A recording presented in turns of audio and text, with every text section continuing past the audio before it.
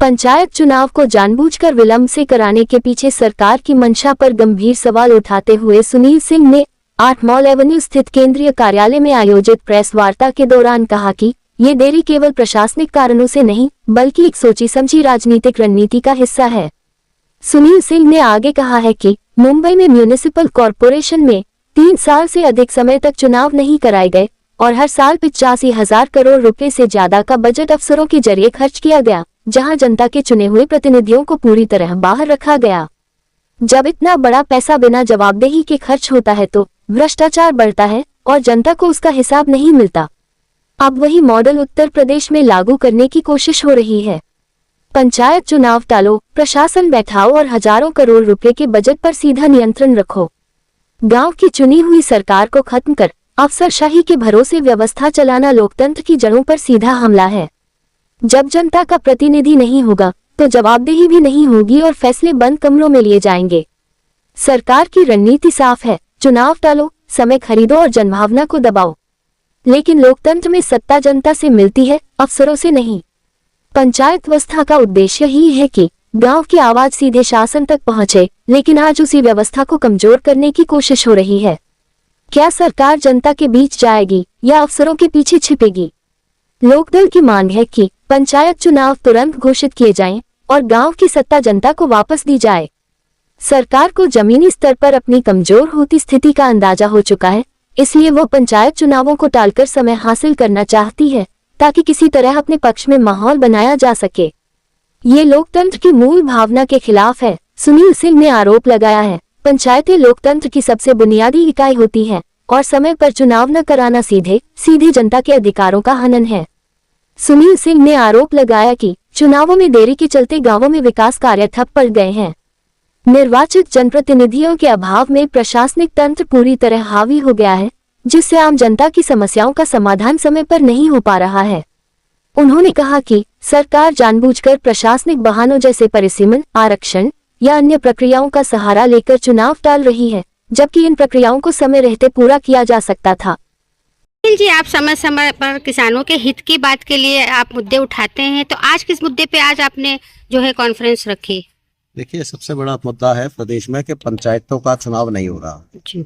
करीब 8 लाख से ज्यादा पंचायत प्रतिनिधि सरकार के द्वारा चुनाव में नहीं भेजे जा रहे, क्योंकि सरकार नहीं चाह रही कि चुनाव, और सरकार इसलिए नहीं चाह रही कि सरकार घबरा रही है कि विधानसभा चुनाव से पहले कहीं पंचायत चुनाव आ जाएं तो उसकी हार जनता के सामने आ जाएगी। सरकार ने तो सर मुद्दा दिया है कि जनगणना में गड़बड़ी के कारण ये चुनाव अभी स्थगित किए गए हैं। ये सरकार को जनगणना में गड़बड़ी तो बहुत पहले से दिखाई दे रही है। पिछले 3 साल से सरकार ने क्यों नहीं तब से एक्शन लिया? अब सरकार अचानक कहां से? ये बम्बई म्यूनिसिपल कॉर्पोरेशन में भी यही मुद्दा बना के 4 साल टाला गया। यही बहाना बना के आप उत्तर प्रदेश में टालना चाह रहे हैं। असल ये है कि 60,000 करोड़ से ज्यादा का बजट अफसरशाहों के माध्यम से खर्च करना है। आपको सारे का सारा बजट स्वतः खर्च करना है। आपको अफसरशाही के माध्यम से प्रदेश चलाना है। आपको जनता के निर्वाचित चुने हुए प्रतिनिधियों में विश्वास ही नहीं है। आप लोकतंत्र में विश्वास ही नहीं करते। आप चाहते हैं कि लोकतंत्र खत्म हो जाए। आप चाहते हैं कि आपके अफसर रहें और वो ही चलाएं। तो सर, अभी हाल ही की एक घटना हुई है नोएडा में, जो कि मजदूरों के ऊपर जो है, तो उन्होंने कहा कि आतंकवादी थे। तो सर, सवाल ये उठता है कि इतने आतंकवादी भारत में घुसे कैसे और वो मजदूर के वेश में उन्होंने कैसे उपद्रव मचाया? इसके बारे में आप क्या कहना चाहेंगे? तो भारत सरकार को जवाब देना चाहिए कि कैसे भारत में बांग्लादेशी घुस जाते हैं, कैसे भारत में आतंकवादी घुस जाते हैं। जो भी कुछ काम होता है वो पाकिस्तान कराता है, जो भी कुछ काम होता है बांग्लादेश कराता है। तो हमारी सरकार हमने किस लिए चुनी है? अगर हमें दूसरे देशों को ही दोष देना है तो हम किस लिए बनाए गए? गृह मंत्री को तो इस्तीफा दे देना चाहिए अगर पाकिस्तान हमारे देश में कुछ कराता है, बांग्लादेश कुछ कराता है।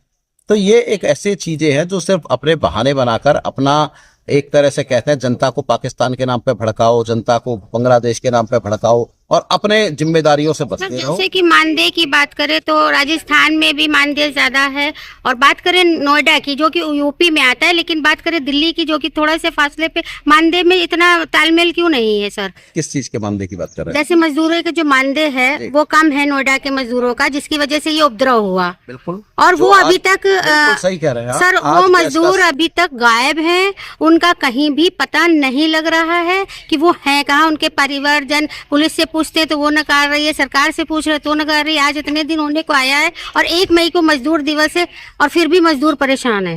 बिल्कुल आप सही कह रहे हैं। जब देश में मजदूरी को महंगाई के हिसाब से नहीं बढ़ाया जाएगा, यहाँ तक कि जो ग्रामीण नरेगा योजना थी उसे समाप्त कर दिया गया, और एक तरह से उसको जो नाम दिया गया, पता नहीं किस तरह का नाम दिया गया है, और जो एक उसमें था कि 150 दिन उनको रोजगार मिलेगा, तो वो भी अब प्रदेश सरकार के पास जब पैसा नहीं हुआ तो मिलेगा नहीं। तो मजदूर, जब मजदूरी नहीं मिलेगी तो मजदूर को आतंकवादी ही कहा जाएगा सरकार द्वारा। किसान भी आतंकवादी है, मजदूर भी आतंकवादी है, जो हक मांगेगा वो आतंकवादी है, जो अपने हक की लड़ाई लड़ेगा वो आतंकवादी है। तो ये तो एक सरकार की डेफिनेशन है, किसको कह दे कि कौन ये देश के खिलाफ है, ये पाकिस्तान से आया है, ये आतंकवादी है, बस यही प्रमाण पत्र देंगे देश के लोगों को, बाकी लोग तो देश में रहते ही नहीं है। सर 2027 को लेके आपके क्या क्या तैयारियां की हैं? 2027 में जनता में भारी उबाल है, नौजवान से लेके, किसान से लेके, आम आदमी, महिला, आप स्वयं परेशान है, मीडिया परेशान है। मीडिया की स्वतंत्रता पूरी तरह खत्म कर दी गई है, मीडिया के ऊपर पूरी तरह अंकुश है, मालिक प्रेस में चलने नहीं दे रहे, जो कुछ चाह रहे हैं ऊपर से तय हो रहा है कि क्या चलना है, ऊपर से आता है। तो आज देश की ना न्यायपालिका, ना मीडिया, ना संवैधानिक संस्थाएं बची हैं। तो देश में जिस तरह का एक अलोकतांत्रिक इमरजेंसी लगी है, ऐसे में 2027 में लोकदल उत्तर प्रदेश में भारतीय जनता पार्टी को इंडिया गठबंधन के साथ मिलकर 100 सीटों पर हराएगा, और जब उत्तर प्रदेश हारेंगे तो 29 में भारतीय जनता पार्टी कहीं दिखाई नहीं देगी इस देश में।